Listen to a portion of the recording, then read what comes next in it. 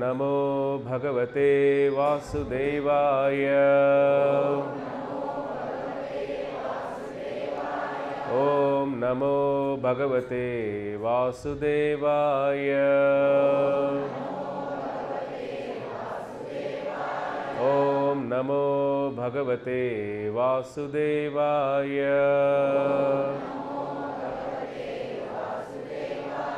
ॐ अज्ञानतिमिरान्धस्य ज्ञानाञ्जनशलाकया चक्षुरुन्मिलितं येन तस्मै श्रीगुरवे नमः। हरे कृष्णा। लास्ट वारं శ్రీకృష్ణ జన్మాష్టమి, కృష్ణ భగవాను యొక్క అవతరణ, స్వామి లీలల గురించి, భగవద్గీత గురించి తెలుసుకున్నాం.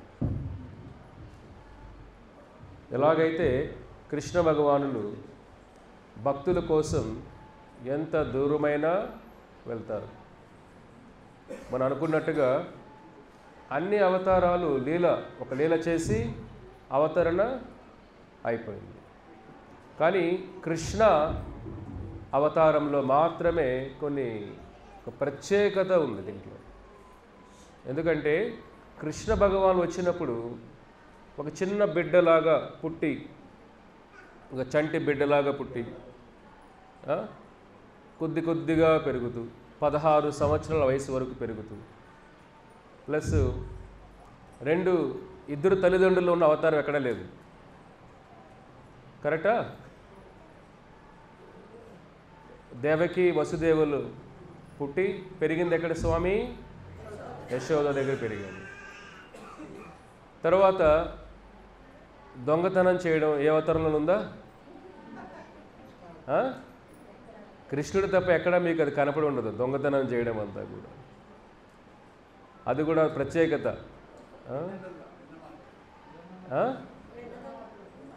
వెన్నెలే కాదు, ఆయన బట్టలు కూడా దొంగలు ఇచ్చాడు ఆయన. ఎందుకంటే గోపి వ్రజే ప్రసిద్ధం నవనీత చౌరం. కృష్ణుడి దేని ప్రసిద్ధుడు?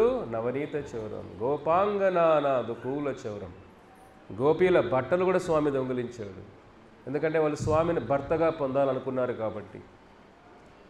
ఏదో స్వామి టైంపాస్ కోసం వాళ్ళు బట్టలు దొంగిలివ్వలేదు. ఆ గోపికలంతా స్వామిని భర్తగా పొందాలనుకున్నారు కాబట్టి వాళ్ళ కోరిక తీర్చడానికి స్వామి వాళ్ళ బట్టలు దొంగిలిస్తాడు. అంతేకాకుండా అనేక జన్మార్జిత పాప చౌరం, మన పాపాలు కూడా దొంగిలిస్తాడు ఆయన. వెన్నే కాదు, మన వెనతో ఆగిపోయాం. వెన్నే కాదు, ఆయన దొంగిలించాల్సింది ఏమిటి? పాపాలు, భక్తుల పాపాలు దొంగిలిస్తాడు. అనేక జన్మార్జిత, ఆ పాపాలు ఎప్పటి నుంచి వచ్చాయి? అనేక జన్మ అర్జిత. అర్జిత అంటే ఏమిటి? సంపాదించడం. మనం ఏం సంపాదించాం? అందరూ అక్కడ కొన్ని ప్లాట్లు, ఇక్కడ కొన్ని ఇల్లులు, అక్కడ కొన్ని ల్యాండ్లు అంటాం. చనిపోయిన తర్వాత ఏం సంపాదించాం మనం? పాపాలు. అనేక జన్మ అర్జిత పాప లేని జీవుడే లేడు. ప్రతి ఒక్కడు సంపాదించేది ఏమిటి ఈ లోకంలో? పాపాలు. దాన్ని స్వామి దొంగిలిస్తాడు. పాప చౌరం. చౌరాగ్రగణ్యే అంటే ఆ దొంగల్లో అగ్రగణ్యుడు కృష్ణ. ఇవన్నీ ఒక స్పెషల్ కృష్ణుడు అవతారంలోనే జరుగుతాయి. చిన్నపిల్లలలాగా స్వామి ఏ అవతారం ఏడ్చిందా? కన్నీళ్ళు పెట్టుకున్న అవతారం ఒకటి చెప్పండి. నరసింహస్వామి కన్నీళ్ళు పెట్టుకున్నాడా? రాములు వారు పెట్టుకున్నారు. మనం చూసామంటే అవతారాల్లో 2 అవతారాలు అంటే ఒక మామూలుగా కాకుండా కొద్దిగా ఎమోషన్స్ ఎక్కువ చూపించిన అవతారం రాములు వారి అవతారం. సీతాదేవి గుర్తుకొచ్చినప్పుడంతా ఏడుస్తూ స్వామి చాలా అద్భుతమైన అవతారం అది. ఒక కష్టాలు, ఒక మనిషి ఎలా సంఘర్షణ జీవితాల్లో అంతా కూడా ఒక బంధాలు ఏ విధంగా కష్టాలు ఇస్తాయో రాములు వారు నేర్పించారు మనకు. అంతే కదా, బంధాల వల్ల వచ్చే కష్టాలు. ప్రేమించే నాన్న సడన్గా అడిగి అంటాడు. తర్వాత ఎక్కువ ఎమోషన్ చూపించిన అవతారం కృష్ణ అవతారం. కాబట్టి వెరీ స్పెషల్. మనకు వెన్న దొంగలించుతో పాటు మన పాపాలు దొంగలిస్తూ ఆ లీలలన్నీ కూడా, వృందావనంలో లీలలన్నీ కూడా, గోవులు కాసిన అవతారం ఏదైనా ఉందా? చూడండి, ఒక సామాన్య వాళ్ళలాగా గోవులు వాళ్ళని కాపలాధారిలాగా చేసిన అవతారం కూడా కృష్ణ అవతారం. తర్వాత జ్ఞానాన్ని ఇచ్చిన అవతారం. నరసింహస్వామి వచ్చి జ్ఞానము హిరణ్యకశిపుడికి కూర్చొని పెట్టి చెప్పాడా? స్వామి వచ్చాడు, డీల్ డన్, అయిపోయింది, హరే కృష్ణ, వెళ్ళిపోయారు ఆయన. కృష్ణ ఏం చేశారు? రాముల వారు కూడా అంత జ్ఞానము ఆయన లీలల్లో ఉన్నాయి, కానీ సమాజానికి ఉపదేశాలు చేసిన అవతారం కృష్ణావతారం. భగవద్గీత మన హిందూ సనాతన ధర్మానికి గ్రంథాన్ని, ఒక జీవన విధానాన్ని, మనిషి ఎలా బతకాలో, ఎలా పెరగాలో, ఎలా జీవితంలో ముందుకు వెళ్ళాలో, కర్మలు అంటే ఏమిటి, జీవితం ఏమిటి, ప్రాణం అంటే ఏమిటి, మృత్యువు అంటే ఏమిటి, ఇవన్నీ నేర్పించి, మోక్షం అంటే ఏమిటి, జ్ఞానాన్ని ప్రసాదించిన, మానవ జీవితానికి జ్ఞానాన్ని ప్రసాదించిన అవతారం కృష్ణావతారం. చూడండి, అన్ని అవతారాలు ఇదైతే ఒక మహాయుద్ధాన్ని జరిపించిన అవతారం కృష్ణావతారమే. కురుక్షేత్ర సంగ్రామం ఊహించుకోలేం, మన ఊహకు అతీతం. అంత కోట్ల మంది అసురులందరూ, రాక్షసులందరూ అక్కడ సమావేశం అవుతారు. 16,000 భార్యలు అవతారం ఏది చెప్పండి? 16,108 భార్యలు ఉన్న అవతారం కృష్ణావతారం. చూడండి, అసలు రూల్స్ అన్ని బ్రేక్ చేసిన అవతారం అదే. అంటే ఒక భగవంతుడు వచ్చినప్పుడు భగవంతుడికి రూల్స్ ఏమిటి అంటే ఏమి, ఐ డోంట్ కేర్ అంటాం కదా ఒక్కొక్కసారి మనం. ఎప్పుడు ఐ డోంట్ కేర్ మనం మామూలుగా, అప్పుడప్పుడు వీ కేర్. కొన్ని దెబ్బలు పడినప్పుడు ఎస్ఎస్, కొద్ది ధనం వస్తే ఐ డోంట్ కేర్, మంచి ఉద్యోగం వస్తే ఐ డోంట్ కేర్, ఒక పొజిషన్ వస్తే ఐ డోంట్ కేర్. 2 సార్లు దెబ్బలు తింటే మళ్ళీ కొద్దిగా తగ్గుగా అవుతాం, ఐ కేర్. కానీ భగవంతుడు వచ్చినప్పుడు ఇవన్నీ కూడా అద్భుతమైన లీలలు చేసిన అవతారం అది. మనకు లీలలు అంటే గుర్తు కృష్ణుడే కదా, చిన్నప్పుడు వెన్న దొంగను, అన్ని లీలలన్నీ కూడా. మళ్ళీ ద్వారకా లీల, మథురా లీల, సొంత మామని చెప్పిన అవతారం ఏది? ఆన్సర్ అంతా కృష్ణావతారం. ఇవ్వండి, అందరూ చెప్పేయచ్చు ఫ్రీగా. మీరు మల్టిపుల్ చాయిస్ లేదు, ఒకే చాయిస్ ఇక్కడ. అర్థమవుతుందా?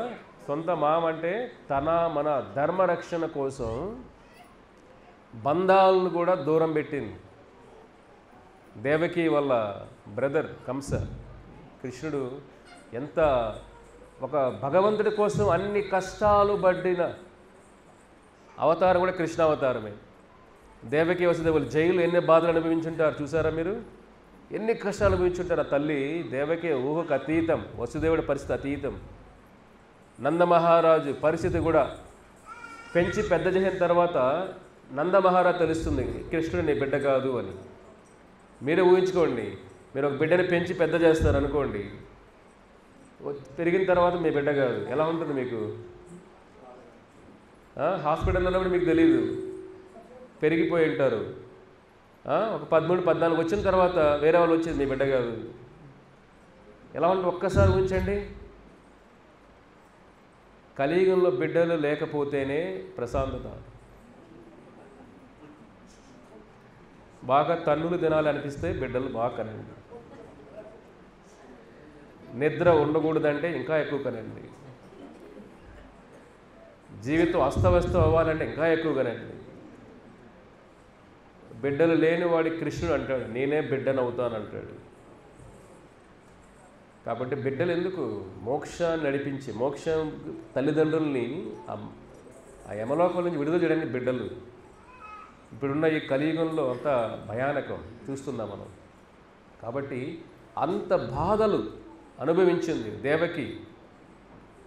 బిడ్డలు కని ఆవిడ దూరం అయిపోయింది.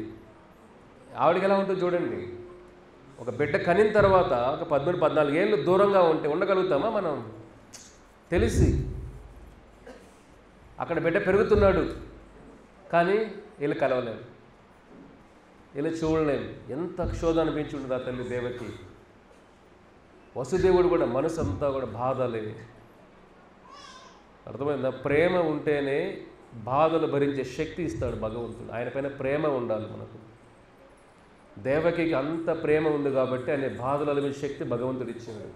యశోద పెంచిన తర్వాత కృష్ణుని లీలలంతా కూడా బృందావన లీలలే చాలా మధురంగా ఉంటాయి కదా. కురుక్షేత్రం అంతా యుద్ధాలు, జ్ఞానము, నాలెడ్జ్ అంతా ఒక పొలిటికల్, ఒక రాజనీతి, అంత హెవీ డోస్ అంతా అది, అంతే కదా, హెవీ డోస్.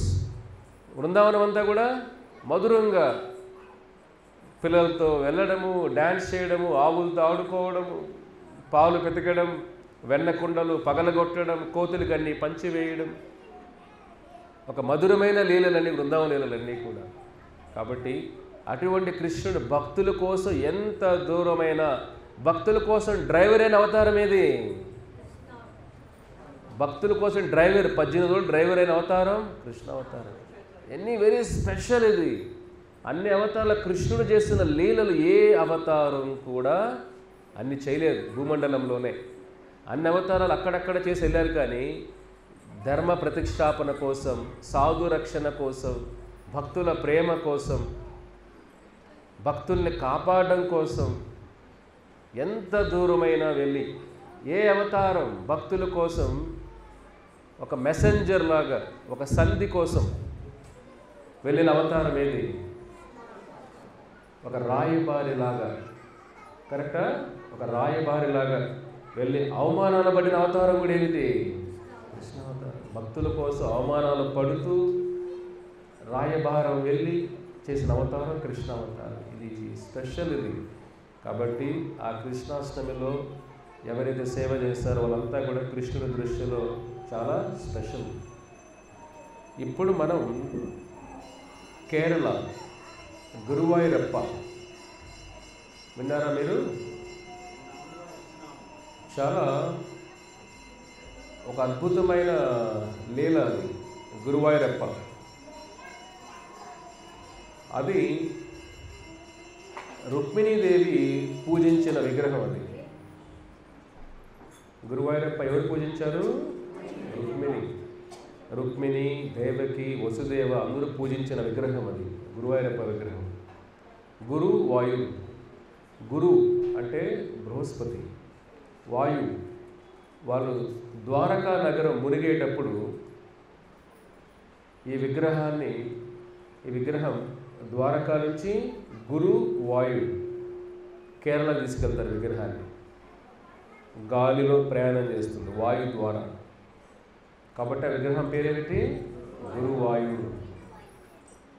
మనం తెలుసుకోవాల్సింది ఏంటంటే భగవంతుడు ఎంత దూరం వెళ్తాడు భక్తుల కోసం అంటే, కేరళలో ఒక భక్తుడు ఉండేవాడు, పూంతానాం. ఏం పేరు? పూంతానాం. సో గొప్ప భక్తుడు అతను కేరళలో.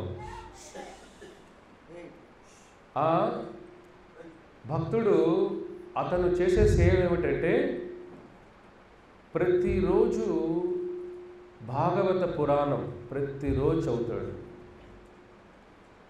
భాగవతం అంటే కృష్ణుడి యొక్క మాధుర్యం. భగవద్గీత జీవన విధానం నేర్పిస్తుంది, కానీ భగవత్ తత్వం, భగవంతుల్లో ఉన్న ఆ ప్రేమ, భగవంతుల్లో ఉన్న ఆ మాధుర్యం నేర్పించే రసం, ఆ తత్వం, ఆ జ్ఞానం భాగవత పురాణంలో ఉంటుంది. కాబట్టి ఆ భాగవతం అనేది అమల పురాణం అంటాం. అంటే ఆ పురాణంలో ఎటువంటి మలినాలు లేని పురాణం. అంటే వ్యాసదేవులు అన్ని వేదాలు, ఇతిహాసాలు అన్నీ రాసిన తర్వాత కూడా ఆయన తృప్తిగా లేడు. ఆయన మనసు అంతా వెలితిగా ఉంది. అథర్వవేదం, సామవేదం, యజుర్వేదం, ఋగ్వేదం, ఇతిహాసాలు, 108 ఉపనిషత్తులు, అన్ని పురాణాలు రాసిన తర్వాత పద్మ పురాణం, విష్ణు పురాణం, కూర్మ పురాణం, వరాహ పురాణం, మత్స్య పురాణం, అగ్ని పురాణం, అన్ని పురాణాలు రాసినా ఆయన తృప్తి లేదు. వెలితిగా ఉంది హృదయం అంతా. చూడండి, ఒకటి అనిపిస్తుంది కదా, అన్నీ ఒక స్టేజ్కి వచ్చినా కూడా వెలితిగా అనిపిస్తుంది జీవితం. ఒక ఎంప్టీనెస్ అంటే ఖాళీగా అనిపిస్తుంది. మనం ఏం చేసాం లైఫ్లో అనిపిస్తుంది. సో వ్యాసదేవులు అన్నీ రాసినా కానీ వెలితిగా అనిపించింది ఆయనకి, హృదయం తృప్తిగా లేదు. అప్పుడు నారదముని అడుగుతారు, ఎందుకు నా హృదయం తృప్తిగా లేదు? అప్పుడు నారదముని అంటారు, నువ్వు అన్నీ రాసినా కానీ కృష్ణ భగవానుడి గురించి నువ్వు వర్ణించలేదయ్యా. ఆయన మాధుర్యం గురించి నువ్వు వర్ణించలేదు, ఆయన వైకుంఠం గురించి వర్ణించలేదు, ఆయన భక్తుల గురించి వర్ణించలేదు. కాబట్టి అవన్నీ వర్ణిస్తే నీ జీవితం అతృప్తి అని నీకు దొరుకుతుంది. అప్పుడు అటువంటి పరిస్థితుల్లో రాసిందే లాస్ట్ పురాణం.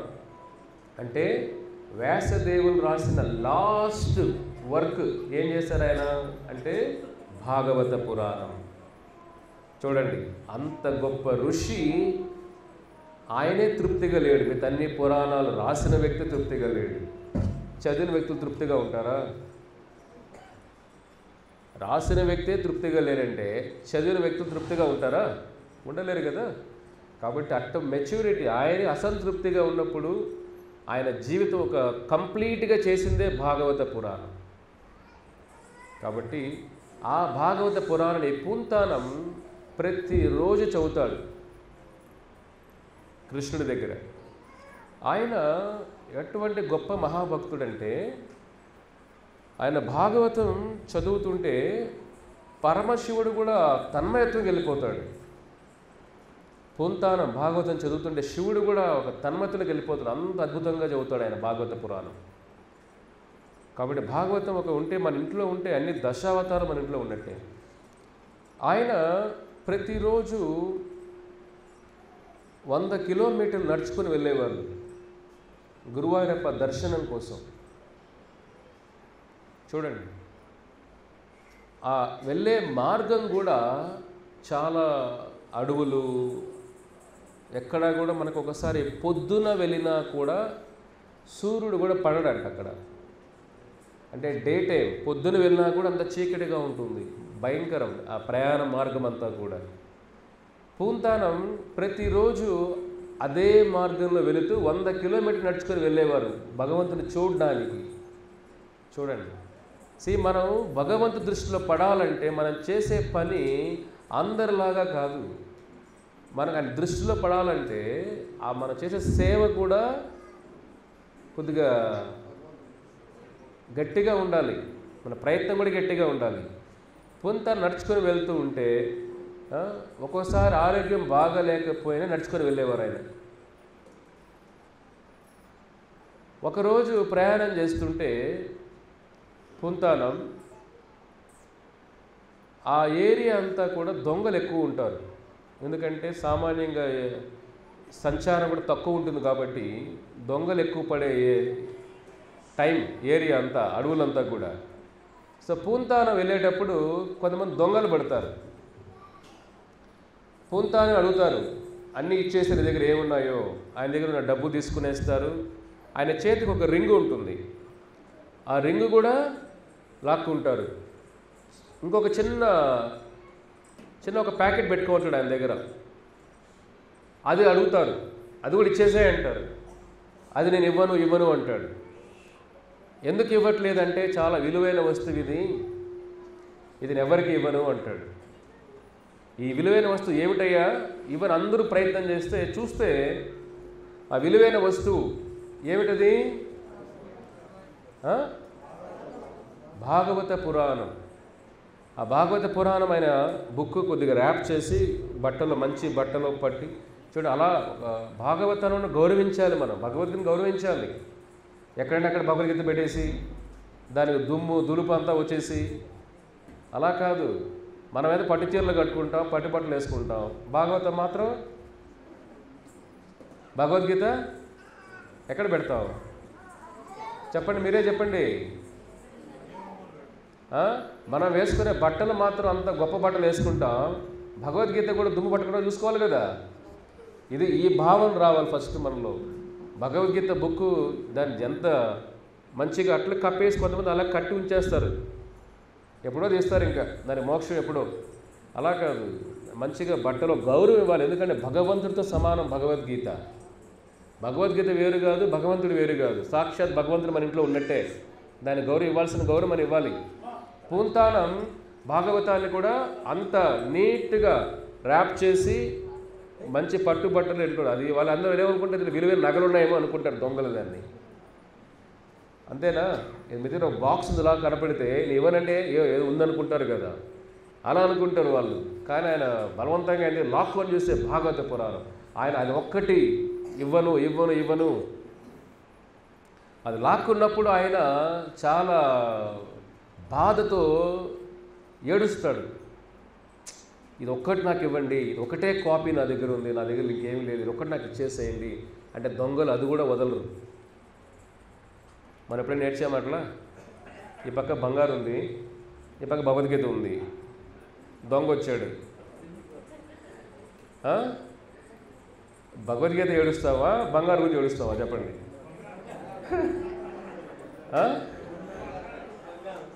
సరే, సత్యం పరం సత్యం మాట్లాడుకోవాలి మనం, కరెక్టే కదా? ఈ పక్క బంగారు ఏమో భగవద్గీత ఉంటే దేని నుంచి మనం ఏడుస్తాం? నాయన భగవద్గీత కాదు తీసుకోమని, అయినా జీవితం మారుతుంది, ఇది మాత్రం వదిలేసుకోని అయినా. దొంగ ఏమంటాడు? అమ్మ గీత ఇంట్లో పెట్టుకో, తర్వాత బాధలు ఎలా బయటపడాలో తెలుసుకుంటావు, నీ దొంగతనం చేసిన తర్వాత బాధపడతావు. కృష్ణుడు గీతలో అంటాడమ్మా ధీరుడిలాగా ఉండమని చెప్పాడు, చదువమ్మా, ఆ బాధ బయటపడడానికి గీత చదువు అని గీత మనకే ఇచ్చాడు. ఎలా ఉంటుంది బాధ? వీడు గీత తీసుకెళ్ళిపోతే బాగుండే, బంగారు పట్టుకు వెళ్ళిపోయాడే వీడు, మన ఆలోచన ఎలా ఉంటాయి. అందుకే మనం ఇక్కడ ఉన్నాం. అందుకే భగవంతుడి విగ్రహాలు తప్ప ఎక్కడ కనపడ్డు మన కోసం, అంతేనా? చూడండి, భగవద్గీత ఇది కదా ప్రభావం అంటే. కుంతాను ఏం చేశాడు? బంగారు ఉంగరం పోయినా ఆయన అడగలా. బంగారం ఉంగరం తీసుకున్న దొంగ బంగారం ఉంగరం ఇవ్వను అని చెప్పలా, డబ్బులు అడిగినా ఏమల్లా. ఎప్పుడైతే భాగవతం పురాణం భాగవతాన్ని అడుగుతుంటే ఇవ్వను ఇవ్వను ఇవ్వను అన్నాడు. చూడండి ఎంత తేడా ఉంటుంది, చూస్తే గమనిస్తారా? అంటే భగవంతుడి పైన ఎంత భక్తి ఉండాలి చూడండి. డబ్బులు మళ్ళీ వస్తాయి పోతాయి. ఇప్పుడంటే ఇస్కాన్లో ఉన్నారు కాబట్టి మేము ఉన్నాం కాబట్టి బుక్కులు మీకు దొరికిపోతాయి, రేపే వచ్చేస్తాయి.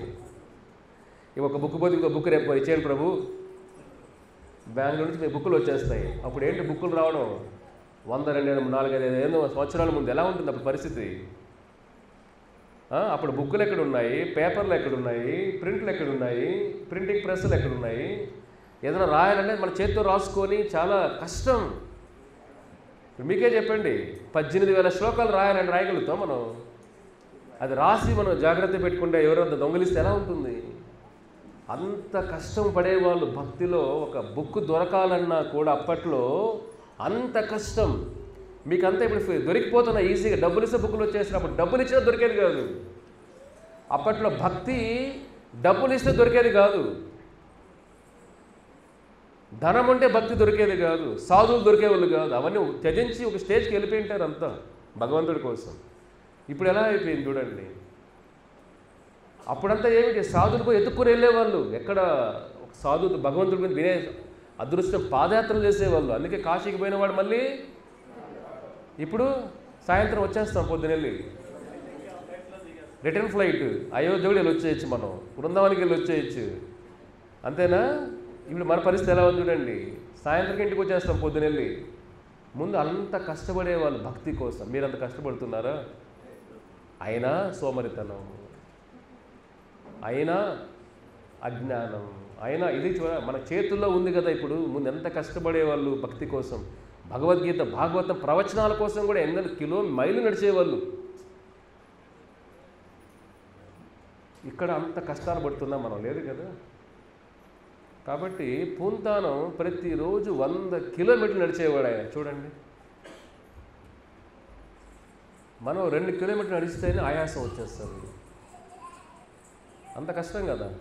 10 కిలోమీటర్ల తర్వాత మనం ఎవరైనా తీసుకెళ్ళాలి, మనం వేరే వాళ్ళు మోసానికి ఎవరు కావాలి వెనకాల, అంతేనా? అప్పుడు 100 కిలో నడుచుకుని వెళ్ళేవాళ్ళు ఆయన పూంతానం. తర్వాత ఎప్పుడైతే ఆయన భాగవతాన్ని ఇవ్వనంటే వాళ్ళు బలవంతంగా లాక్కున్నప్పుడు బాధతో ఏడుస్తాడు. ఆ ఏడ్చినప్పుడు ఏంటంటే ఆ ఏడుపుకి ఒక రాజు వస్తాడు మధ్యలో గుర్రం పైన. ఎవరో సౌండ్ విని ఎవరో బాధల్లో ఉన్నారే అని వచ్చి ఆ రాజు ఆ దొంగలతో యుద్ధం చేసి ఆ దొంగలందరినీ కూడా తరిమేసి వాళ్ళ దగ్గర ఉన్న రింగు, డబ్బులు, ఆ భాగవతం బుక్ తీసుకొని పూంతానంకి ఇస్తాడు. పూంతాన ఆనందపడిపోతాడు. దేనికి? భాగవతం వచ్చినందుకు, రింగ్ వచ్చినందుకు కాదు. మన ఫస్ట్ రింగు పోలీసులు భగవద్గీత పోయింది, ఫస్ట్ బంగారు దొరికితే చాలు మనకు స్వామి. ఇలా వస్తువు తప్పు అయినప్పుడు అదే కదా మన ఫస్ట్ వస్తువు. అంటే మనకి చూడండి, కలియుగ ప్రభావం ఇది. మీ తప్పు కాదు, మనం తప్పు పట్టలేము. పెరిగిన సమాజం, వాతావరణం, ఆ ప్రభావం, ఆ శక్తి అంతా ఎలా ఉందంటే విలువైందంటే భగవద్గీత విలువ అంటే దీనికి విలువ కట్టలేని ఓ సృష్టిలో భగవద్గీత. దీని విలువ పెట్టలేదు, విలువ కట్టలేని వస్తువు ఇది. ఎందుకంటే భగవంతుడు చెప్పిన వాక్కులు ఎక్కడ దాని విలువ ఎలా కడతావు చెప్పండి? భగవంతుడు మాట్లాడిన దాని విలువ కట్టగలుగుతామా మనం? విలువ కట్టలేము. ఇక్కడ పూంతానం ఆనందపడిపోతాడు. నాకు భాగవతం వెనక్కి ఇచ్చావయ్యా, నా దగ్గర ఇవ్వడానికి ఏం లేదు, ఒక రింగ్ ఉందయ్యా, ఆ రింగు నీకు గిఫ్ట్గా ఇస్తాను అని చెప్పి గిఫ్ట్ ఇస్తాడు రింగుని ఆ రాజుకి. చూడండి, ఆ రాజు వద్దన్నా కూడా లేదు, తీసుకో, ఇది నన్ను భాగవతం వెనక్కి ఇచ్చావు. అప్పుడు కూడా ఏం అనిపిస్తుంది మనకు? భాగవతం విలువ ఆకాశం అంతా. మన దేనికోసం పరిగెత్తా వెళ్తున్నామో దాని విలువ అల్పం, చాలా చిన్నది. ప్రతిరోజు మనం పరిగెత్తే దానికోసం విలువ ఏమిటి? అల్పమైనది. అది శరీరం ఉన్నంత వరకే విలువ, శరీరం వెళ్ళిపోయిన విలువే లేదు దానికి. కానీ భాగవతం విలువ ఆకాశం అంతా. ఆకాశం కొలవగలుగుతామా? కొలవలేము. కాబట్టి భగవద్గీత భాగవతాన్ని కొలవలేము మనం. ఎప్పుడైతే రింగ్ తీసుకొని ఇచ్చాడో పూంతానం, అతనికి ఏమిటి? బంగారం అల్పమైనది ఇచ్చేసాడు. ఎవరికి బంగారం అల్పమైన? చేతులు ఎత్తండి. ఏమయ్యా? సుధాకర్ దగ్గర ఏమి లేవు, అందుకు చేతులు ఎత్తాడు. సుధాకర్ ముందు తెలుసుకున్నాడు, మళ్ళీ వీళ్ళకి డొనేషన్ అంటారేమో, బాక్సులు పంపిస్తారు, అందుకు ఏమీ లేవు ప్రభు. మన చూసుకున్నాడు ఇట్లా ఫస్ట్, ఇలా ఎత్తాడు, ఏం లేవు ప్రభు. కరెక్ట్గా సుధాకర్? కరెక్ట్. చేతులు ఏమి లేవు. చెప్పండి, బంగారం మాకు అభిమానం తక్కువ అండి, ఇప్పుడే మీ దగ్గర ఒక డొనేషన్ బాక్స్ పంపించేస్తాం. లేదు కదా. ఇక్కడ చూడండి, పూంతానం బంగారం ఇచ్చేసాడు ఆ విధంగా. సరే, ఆ రాజు ఏం చేస్తాడు? పూంతానికి సహాయం చేద్దామని అడవిలో నుంచి తప్పించి టెంపుల్కి వెళ్ళే మార్గాన్ని చూపిస్తాడు, గురువాయూరప్ప టెంపుల్కి. నెక్స్ట్ పొద్దునకు చేరుకుంటాడు గురువాయూరప్ప టెంపుల్కి. ఒక్క రోజు అంటే ఈ పొద్దున బయలుదేరితే నెక్స్ట్ పొద్దునకి వెళ్తాం దేవాలయానికి. చూడండి ఎంత కష్టం. ఇదే ఆయన రొటీన్. పొద్దున బయలుదేరడం, అక్కడికి వెళ్ళడం, భాగవతం చదవడం, కృష్ణుడి ముందర మళ్ళీ బయలుదేరి వెనక్కి రావడం, మళ్ళీ వెళ్ళడం. ఎంత కష్టం చూడండి. మనం ఒక 2 కిలోమీటర్లు నడిచిన తర్వాత ఎంతో బాడీ సహకరించదు. ఇప్పుడు అప్పట్లో భక్తులు ఎంత కష్టపడేవాళ్ళు.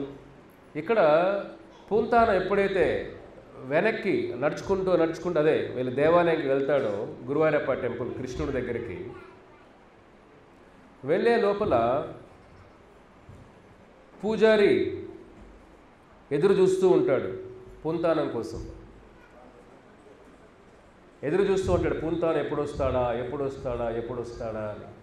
పూజారి పూంతానం వస్తాను, అయ్యా నీకు ఎదురు చూస్తున్నానయ్యా నేను అని అంటే, పూంతానం ఫస్ట్ ఆ పూజారి కలుస్తానే నీకు ఎదురు చూస్తున్నానంటే పూంతానం కొద్దిగా ఆశ్చర్యపోతాడు, నాకు ఎదురు చూస్తున్నాడు అబ్బాయినా అని. అప్పుడు పూజారి లోపలికి వెళ్ళి గురువాయూరప్ప కృష్ణుని విగ్రహం చేతికి రింగ్ ఉంటుంది, అర్థమవుతుందా? కృష్ణుడి చేతికి రింగ్ ఉంటుంది. ఆ రింగు తీసుకొని వచ్చి పూంతానికి ఇస్తాడు. ఈ రింగు, అయ్యో ఇది నా రింగే, నేను రాత్రి ఒక రాజుకి ఇచ్చానే, రాత్రి ఒక రాజుకి ఇచ్చానని కాపాడు, ఒక రాజు వచ్చి కాపాడు గుర్రం పైన వచ్చి. ఆ రాజు ఎవరు? శ్రీకృష్ణదేవరాయలు. ఎవరు అంటున్నారు? శ్రీకృష్ణదేవరాయలు కాదు, సో శ్రీకృష్ణ భగవానులే రాజులాగా వెళ్ళి ఆయన భక్తుల్ని కాపాడి ఆ భక్తుడు ఇచ్చిన ఉంగరాన్ని స్వామి తీసుకొని వచ్చి ప్రేమగా నా భక్తుడు ఇచ్చాడే ఆ ఉంగరమే విగ్రహం అనుకుంటుంది. ఆ రాత్రి గురువాయూరప్ప ఆ పూజారి కల్లో వచ్చి చెబుతాడు, రేపు నా భక్తుడు వస్తాడు, నా భక్తుడు ఇబ్బందుల్లో ఉన్నప్పుడు నేను వెళ్ళి ఇట్లా చేశాను, అతని ఉంగరమే నా దగ్గర ఉంది, రేపు పొద్దున వస్తే నా భక్తుడికి రింగు ఇచ్చేసేయి. అది వెంటనే పూంతానం అంటే ఒక కన్నీళ్ళు ఆగవు. అంటే సాక్షాత్ గురువాయూరప్ప కృష్ణ నా కోసం అడవుల్లోకి రాజులాగా వచ్చి ఆ దొంగలందరినీ తరిమివేసి స్వామి నా కోసం ఇంత దూరం వచ్చారే చూడండి. అది వెంటనే నన్ను కళ్ళు నీళ్ళు వచ్చేస్తాయి. గురువాయూరప్పకి జై, కృష్ణకి జై. చూడండి ఆ లీలంతా చూస్తే మనకు భగవంతుడు ఎంత దూరమైనా వెళ్తాడు భక్తుల కోసం. మనలో ఆ భక్తి తక్కువైపోయింది. ఇప్పుడు భగవంతుడు ఉన్నాడు, కలియుగమైన ఏ యుగమైనా భగవంతుడు ఉన్నారు, ఏ యుగమైనా కృష్ణ భగవాన్లు ఉన్నారు. కానీ అటువంటి భక్తులు లేరు మనకు. రామదాసు లాంటి భక్తులు ఎక్కడున్నారు చెప్పండి? అన్నమయ్య లాంటి భక్తులు ఎక్కడ కనపడుతున్నారు? త్యాగరాజు లాంటి భక్తులు ఎక్కడ కనపడుతున్నారు? పురంధరదాస, కనకదాస కోసం కృష్ణుడు విగ్రహమే తిరిగేస్తాడు. ఉడిపి కృష్ణ, గురువాయూరప్ప స్వామి పూంతానం కోసం అంత దూరం వెళ్తారు. చూడండి ఈ భాగవతం అంత మహిమ. భగవంతుని జయించాలంటే మనం ఆ భగవద్గీతను పట్టుకుంటే చాలు. మనం భాగవతం పట్టుకుంటే ఏమి అవసరం లేదు. మన దగ్గర ధనం ఉందా, ఇది ఉందా, అది ఉందా, ఏమి భగవంతుని చూడడు. పూంతానంలో భగవంతుని పొందాలి అని ఒక తాపత్రయం ఉంది, భగవంతుడి కోసం కష్టపడే తత్వం ఉంది. మనం ఆ కష్టపడాలి కదా. అట్లీస్ట్ కృష్ణాష్టమి రోజైనా భగవంతుడు కష్టపడాలి, మనం సేవ చేద్దాం. ఆ సేవాభావం రానంత వరకు మన జీవితం అంతా కూడా వృధా అయిపోయినట్టే. భగవంతుడి సేవలు చేయలేని శరీరం ఎందుకు చెప్పండి? ఈ సుఖాలు దొరుకుతాయి కానీ ఉపయోగం ఏమిటి శరీరం వల్ల? దీనికి మంచి బట్టలు వేస్తూ ఒక బొమ్మలకు ధరించినట్టే ఇవన్నీ.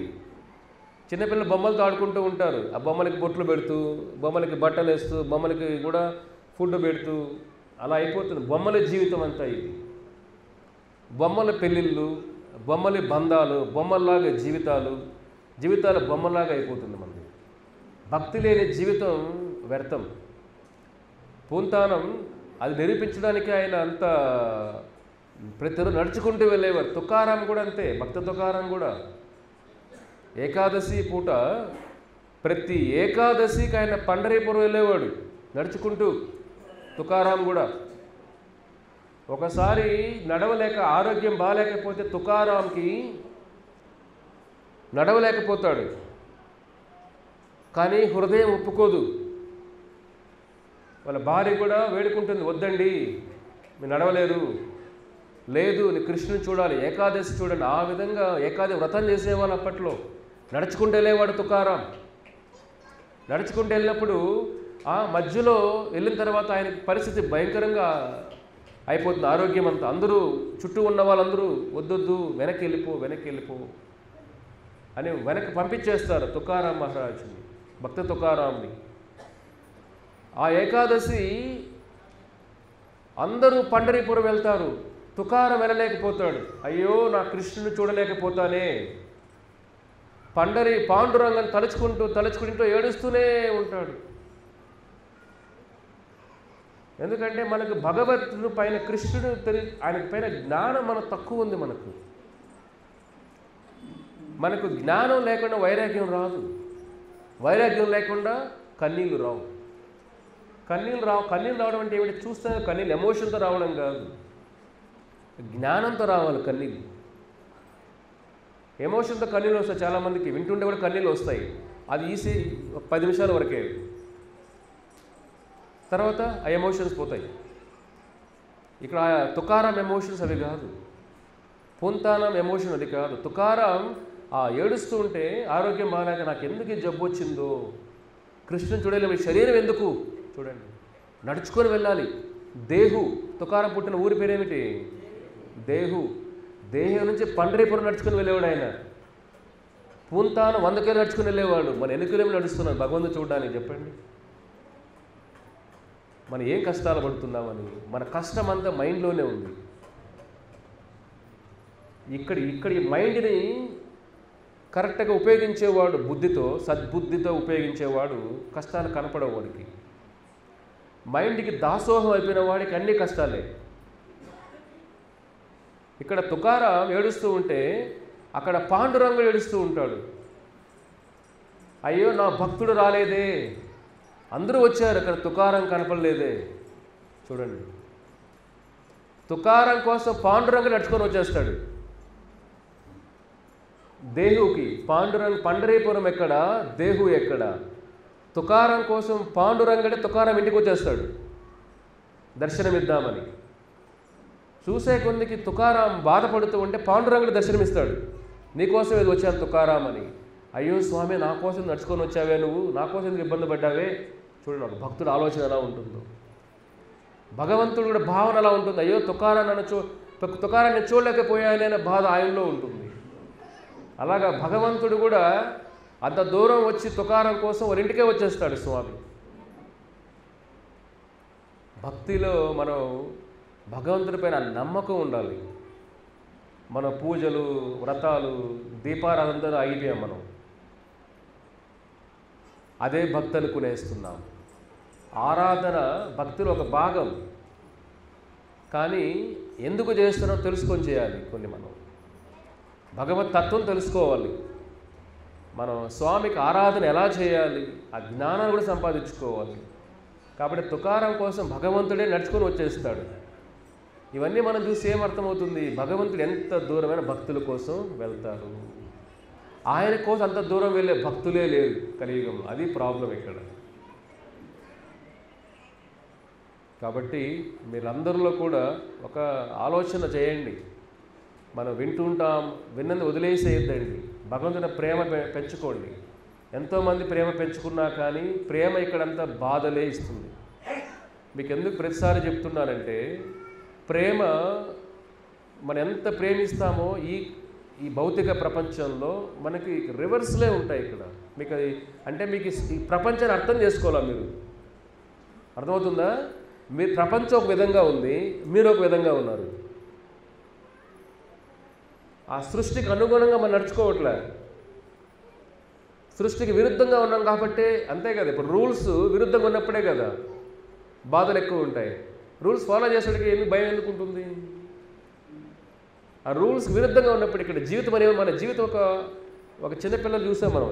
ఈ చిన్నపిల్లలంతా ఏం చేస్తారు? ఇప్పుడు వాళ్ళందరినీ ఒక సముద్రానికి తీసుకెళ్ళాం అనుకోండి. వాళ్ళు ఏం చేస్తారు? సముద్రం ఒడ్డున ఏం చేస్తారు? వాళ్ళు సముద్రంలో మట్టితో చిన్న ఇల్లు కడతారు. ఆ మట్టితో కొన్ని బొమ్మలు పెడతారు. కొంతమంది నువ్వు భార్య అనే హస్బెండ్ వైఫ్ అనుకుంటారు. పిల్లలు ఒక చిన్నప్పుడు ఇవన్నీ ఆడుకునే వాళ్ళంతా కూడా అలలు వచ్చినప్పుడు ఏమవుతాయి? మనం కూడా చిన్నపిల్లల్లాగా బొమ్మల కుటుంబంలో ఉన్నాం. మట్టితో చేసిన బంధాలలాగా ఇవన్నీ కూడా ఎంతవరకు ఉంటాయి? బంధాలన్నీ కూడా కొంతవరకే. కాబట్టి అవన్నీ వదిలేయడం కాదు, తెలుసుకోవడం. ఇవన్నీ తెలుసుకోవాలి ఫస్ట్. మనం జీవితం తెలుసుకోవాలి. మానవ జీవితం తెలుసుకోకుండా ప్రయాణం చేసేలాగా. కాబట్టి తుకారమైన, పుంతానమైన, ద్రౌపది అయినా, ఉత్తర అయినా భగవంతుడు ఏ విధంగా మనకు ఆయన అనుగ్రహిస్తాడో ఒక అద్భుతమైన శ్లోకం ఉంది. అందరూ చెప్పండి ఈ శ్లోకం. అద్భుతమైన శ్లోకం ఇది. ఇది ఉత్తర గర్భంలో ఎవరున్నారు? ఎవరు అభిమన్యుడు చెప్పింది? వాళ్ళు ప్రైజ్ ఇస్తాం చెప్పండి. ఎవరికి అభిమన్యుడు చెప్పిన వాళ్ళు? అభిమన్యుడు చెప్పిన వాళ్ళు చేతులు ఎత్తండి. ఎస్, వీళ్ళకి స్పెషల్ ప్రైజులు ఇవ్వండి. స్పెషల్ ప్రైజులు అంటే ఏమిటి? అందరూ ఎక్స్ట్రా మాల జపం చేయాలి మీరు. ఉత్తర గర్భంలో ఎవరున్నారు? పరీక్షితుడు ఉన్నారు. పరీక్షితుడు నాన్న ఎవరు?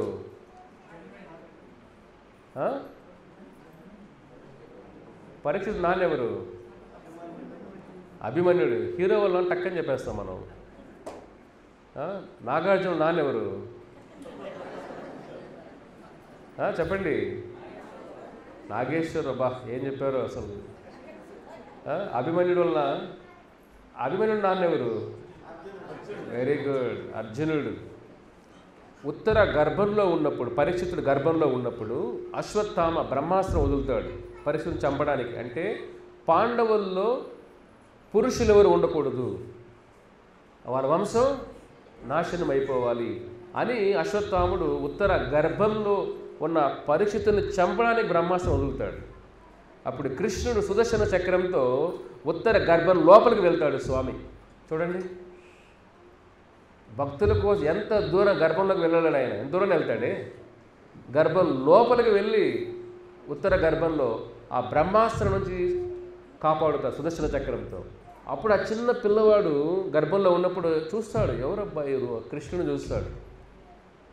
అందుకే పుట్టినప్పుడే వెతుకుతాడు ఆ రూపం ఎక్కడా అని. అందుకే అతని పేరేమిటి? పరీక్ష చేయడం, టెస్ట్ చేయడం. ఇతన ఇతన ఇతన ఇతన అతని పేరే పరీక్షిత్ అయిపోయాడు.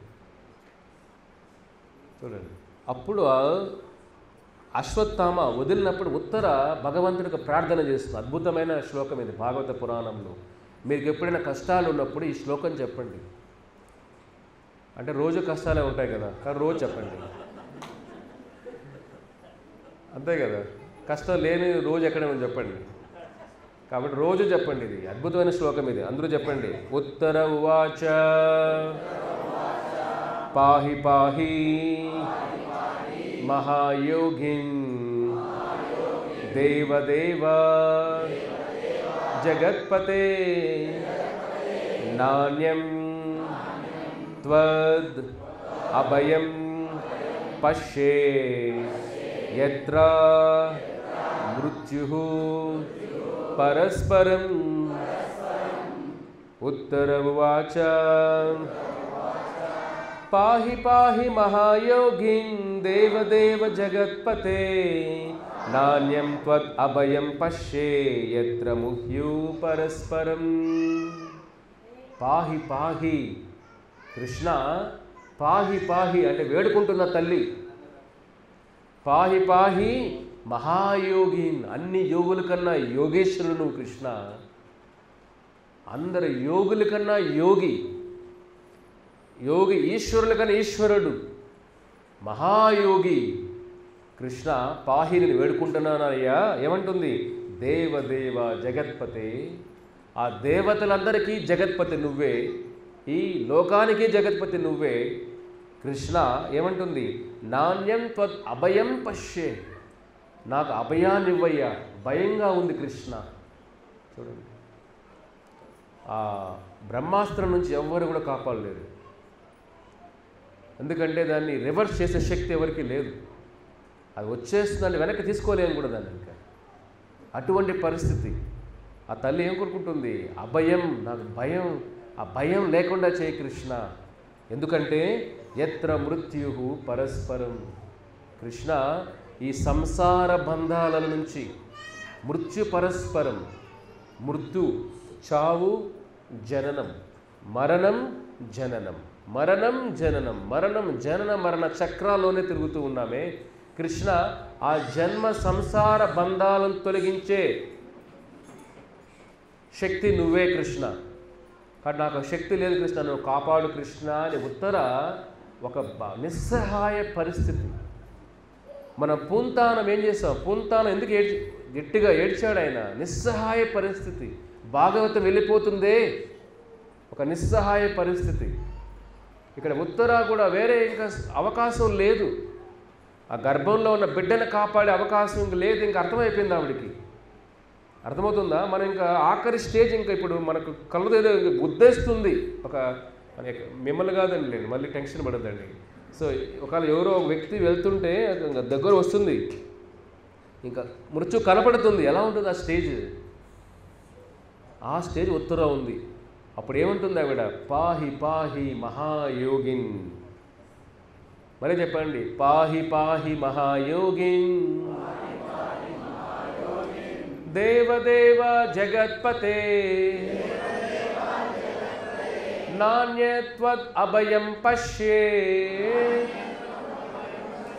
యత్ర మృత్యుః పరస్పరం. కాబట్టి మనం కూడా మోక్ష మార్గంలో రావాలన్న ఈ సంసార చక్రాలు, కర్మ చక్రాలు, పాప చక్రాల నుంచి బయటపడాలంటే ఒకటే, మనం కూడా పాహి పాహి మహాయోగిన్.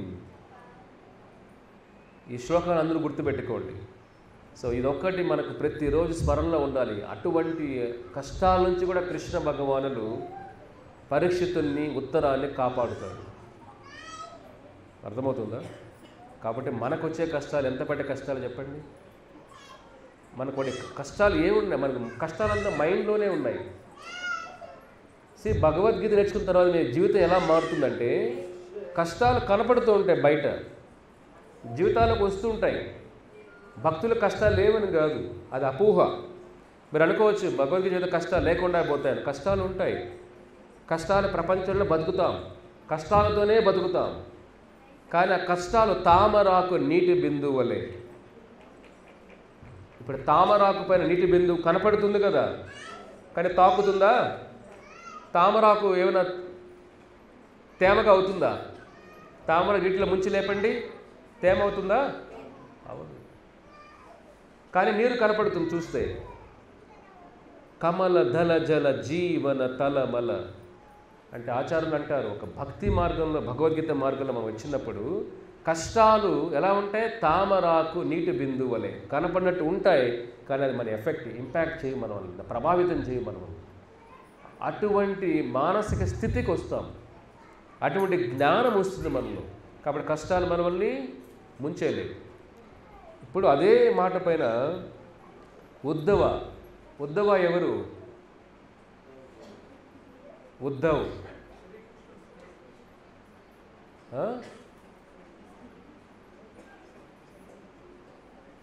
చూడండి, ఉద్ధవ ఎవరు? శ్రీకృష్ణుడు అని అదే ఏర్పడుతుంది. అంతే. తర్వాత ఏమిటి? స్నేహితుడా?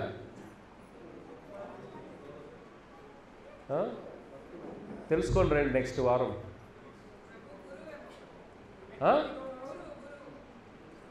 మాతాజీ చెప్పని బోగించాలి మళ్ళీ ఇప్పుడు. గురువు కాదు.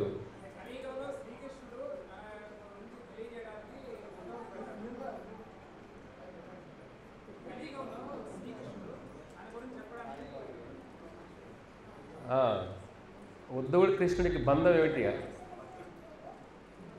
బా, ఎవరో స్మార్ట్గా చెప్పేశారు భక్తుడు అనేసి. అందరూ భక్తులే. నాకు తెలుసుకోరండి కృష్ణుడికి ఉద్ధవుడికి మధ్య సంబంధం ఏమిటని.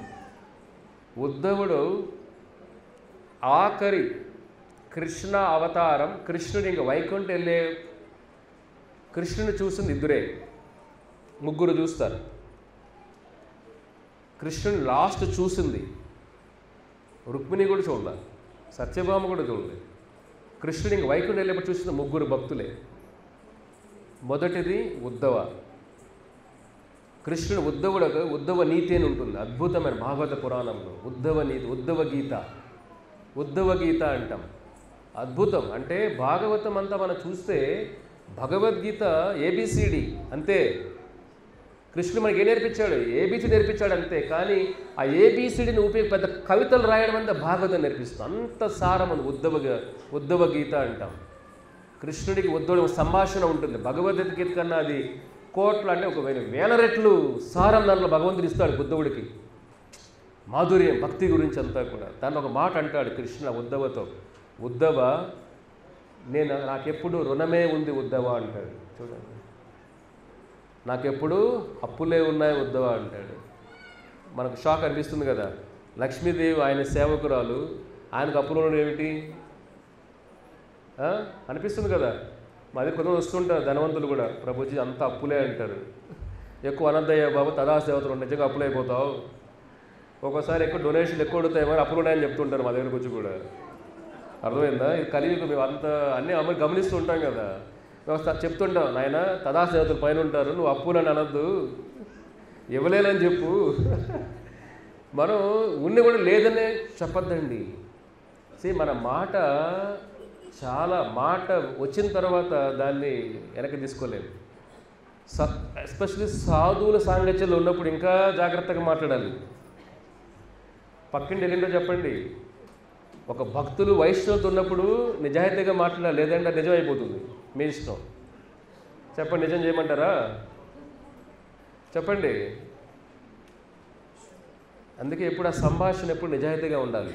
భక్తులతో ఉన్నప్పుడు అబద్ధాలు ఆడడం, తప్పించుకొని పోవడం, మ్యానిపులేషన్స్ ఇవన్నీ ఉండకూడదు. నిజం అయిపోతాయి అవి, మళ్ళీ ఇంకా ఇబ్బంది పడతారు మీరే. కాబట్టి నిజాయితీగా ఉండాలి భగవంతుడి దగ్గర, భక్తుల దగ్గర. ఎవరు బలవంతం చేయరు మనల్ని. అలాంటి మనం తగ్గించుకోకూడదు కావాలని.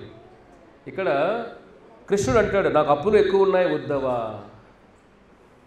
ఉద్ధవుడు కూడా అప్పులు అవడే, కృష్ణుడికి అప్పులు ఏమిటి అంటారు. అప్పుడు కృష్ణ భగవాన్ అంటారు, ఉద్ధవ, నా కోసం గోపాలులు నా భక్తులు ఎన్నెన్నో కష్టాలు, నాకు ఎంతైనా దూరం వెళ్తారయ్యా వాళ్ళు. వాళ్ళ సేవకి నేను తిరిగి ఏదైనా ఇద్దామంటే, నాకు చాలా సేవ చేశారు మీరు, మీకు ఏదైనా కొద్ది వెనక్కి తీసుకోండి అంటే, వాళ్ళు అది వ్యాపారం చేయట్లా, మేము మీకు సేవ చేస్తున్నాం స్వామి, కాబట్టి మాకు వెనక్కి ఏది వద్దు, నాకు నువ్వు తప్ప ఏది వద్దు అంటారు. వాళ్ళ సేవ నేను తీసుకొని అది తిరిగి ఇవ్వలేక నాకు అప్పులు ఎక్కువైపోయినా వద్దవా అని అంటాడు. చూడండి, భగవంతుడే వాళ్ళ రుణం నేను తీర్చుకోలేను వద్దవా అని అంటాడు. సో భగవంతుడు అప్పులు అంటే ఏమిటి? భక్తులు ఏమీ ఆశించరు ఆయన నుంచి. ప్రహ్లాదు అంటాడు, నరసింహ నేను వ్యాపారం చేయట్లేదు నీతో. నరసింహ అడుగుతా, నీకు ఏం కావాలి ప్రహ్లాద? ఏం కావాలి? నాకు నేను కష్టాలు పడ్డావు ప్రహ్లాద, ఏం కావాలి? స్వామి నేను నీతో వ్యాపారం చేయట్లేదు స్వామి, నాకు ఏది వద్దు, నువ్వు తప్ప నాకు ఏది వద్దు నరసింహ అంటాడు. గోపికలు కూడా ఏమంటారు? గోపీలు బృందావనంలో కృష్ణుడు తప్ప ఏదీ వద్దు, ఏది ఆశించి చేయలే వాళ్ళు. అది కృష్ణుడు అంటాడు, వాళ్ళు రుణం ఎలా తీర్చుకోవాలి? నేను నా కోసం కష్టాలు, నష్టాలు, అవమానాలు, ద్రౌపది అని అవమానం పడి ఉండదా తల్లి, ఇన్ని అవమానాలు పడి నా కోసం ఏది ఆశించకుండా ఉన్నారే, ఆ రుణం ఎలా తీర్చుకోవాలి నేను? కాబట్టి ఆ రుణం పెరిగిపోతుంది ఉద్ధవా అని అంటాడు స్వామి. చూడండి ఎంత ఆలోచన. నా కోసం నా భక్తులు ఏడుస్తుంటే ఉద్ధవా, నా కళ్ళు, నా హృదయం అంతా వాళ్ళు తప్ప నాకు వేరే ప్రపంచం లేదు. చూడండి కృష్ణుడు ఏమంటాడు, నా భక్తులు తప్ప నాకు వేరే ప్రపంచం లేదు, నాకు వాళ్ళు తప్ప ఎవరు తెలియదు, నా భక్తులకి నేను తప్ప ఎవరూ తెలియదు. రుక్మిణి అంటుంది, ఏమిటి స్వామి కృష్ణ ఎప్పుడు నా పక్కనే ఉంటావు, రాత్రుల్లో కూడా నిద్రపోవు సరిగా నువ్వు. చూడండి, రాత్రుల్లో మెలకువగానే ఉంటావే, రాత్రుల్లో కూడా కలవరిస్తూ ఉంటాడు కృష్ణుడు, నిద్రలో కూడా కలవరిస్తూ ఉంటాడు. ఎవరిని?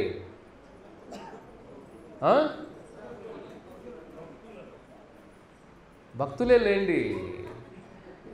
ఆన్సర్ కామన్గా చెప్పేస్తారు అంతా, భక్తులే. ఏ భక్తులు? రుక్మిణీదేవి పక్క నేనున్నా కూడా స్వామి నీ చింతనంతా ఎప్పుడూ తలుచుకుంటూనే ఉంటావే, నిద్ర కూడా పోవే. ఎంత చూడండి, ఒకసారి మనకు నిద్ర రాదు కదా, ఏదైనా ఆలోచన ఉన్నప్పుడు నిద్ర వస్తుందా? ఏదైనా ఎక్కువ బాధ పెడుతున్నప్పుడు నిద్ర వస్తుందా? ఎక్కువ చింతలు ఎక్కువైనా నిద్ర వస్తుందా? రాదు. ఒక పని జరిగింది నిద్ర రాదు, కొన్ని పనులు చేసేటప్పుడు. కృష్ణుడికి భగవంతుడు నిద్ర రావట్లేదు. రుక్మిణి అంటుంది, ఎందుకు నిద్ర రావట్లేదు మీ కృష్ణ? కృష్ణుడు అంటాడు, నా భక్తులు పాండవులు, ద్రౌపది అంత కష్టాలు పడుతుంటే నాకు నిద్రలా వస్తుంది రుక్మిణి అని అంటాడు. వాళ్ళు ఎప్పుడు నన్ను తలుచుకుంటూ ఉంటే నాకు వాళ్ళను నేను తలుచుకుంటూ ఉంటాను కదా. చూడండి, ప్రేమ ఎప్పుడు రెండు వైపులా ఉంటుంది. మీకు ఎప్పుడు చెప్తుంటాను, కామం వన్ సైడ్, ఒకవైపే, ప్రేమ రెండు వైపులా ఉంటుంది. కాబట్టి నా భక్తుని తలుచుకుంటూ ఉంటుంటే ఎక్కడ నిద్రపోతాను ప్రశాంతంగా వాళ్ళ బాధల్లో ఉంటే. కాబట్టి నాకు ఎప్పుడు వాళ్ళ చింతలో నేను ఉంటాను అని అంటాడు స్వామి. కాబట్టి ఆ ఉద్ధవుడు ఒక మాట అంటాడు, ఉద్ధవ గీతలో వచ్చిన శ్లోకం ఇది, అందరూ చెప్పండి, దీంతో ముగించేద్దాం. తాపత్రయే అభిహతస్య గోరే. చెప్పండి, పిల్లలు బాగా చెప్తున్నారు, అందరూ చెప్పండి. తాపత్రయే అభిహతస్య గోరే సంతా అప్యమానస్య భవా ధ్వనిషా పశ్యామి నాన్యః చరణం తవ అంగ్రీ ద్వంద్వా ఆతపత్రః అమృత అభివర్షః. ఈ శ్లోకం ఏమిటంటే తాపత్రయ అభిహంతస్య ఘోరే సంత్యాపమానస్య భవ ధ్వనీశ పశ్యామి నాన్య చరణం తవంగ్రీ ద్వంద్వా అపత్ర అమృత అభివర్షః. ఉద్ధవుడు అంటాడు, అద్భుతమైన శ్లోకం ఇది. కృష్ణ తాపత్రయే. తాపత్రయం అంటే ఏంటి? అర్థం ఏమిటి? తాపత్రయం అంటే ఏమిటి? తాపం అంటే ఏమిటి?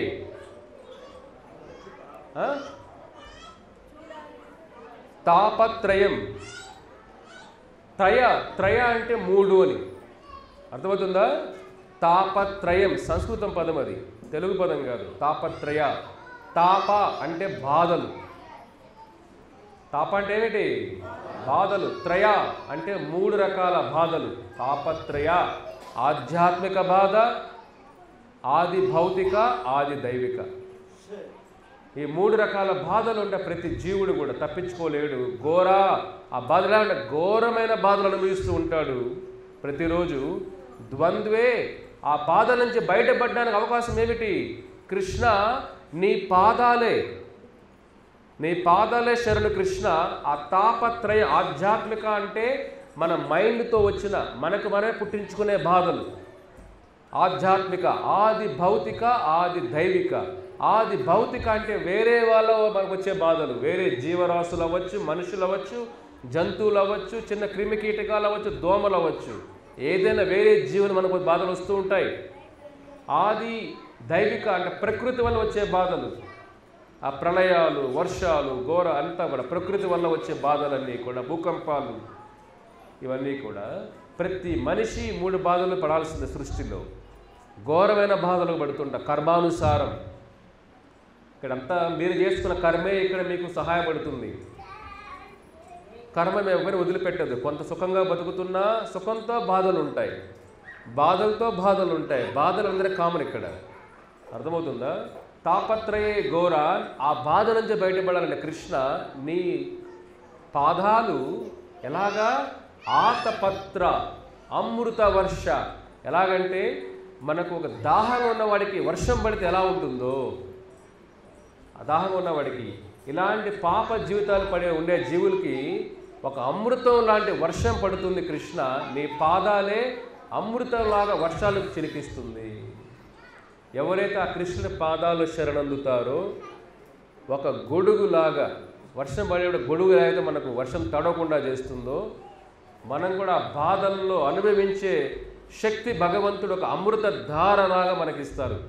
అదే ఆయన పాదాలు. ఆయన పాదాలకి భాగవతానికి భగవద్గీతకి తేడా ఏమీ లేదు. ఎవరైతే ఆయన పాదాలు శరణొందారంటే ఏమిటి? వెళ్ళి పాదాలు పట్టుకోవడం కాదు. ఇంట్లో విగ్రహం పెట్టుకొని గట్టిగా పట్టుకునే కృష్ణ కృష్ణ ఓకే, భగవద్గీతను గట్టిగా పట్టుకోవాలి, భాగవతం గట్టిగా పట్టుకోవాలి. అప్పుడు దానికి ఆ భగవద్గీతకి శరణొందిన వాడి జీవితం అమృతమయం అవుతుంది. అదే కృష్ణుడు అంటాడు, గోవర్ధన కృష్ణుడు ఎత్తినప్పుడు కూడా సంవర్తక అనే ప్రళయాన్ని సృష్టించే మెరుపులు, ఉరుములు, వర్షాలు వచ్చినా కృష్ణుడు దాని నుంచి కాపాడుతాడు భక్తులందరినీ కూడా.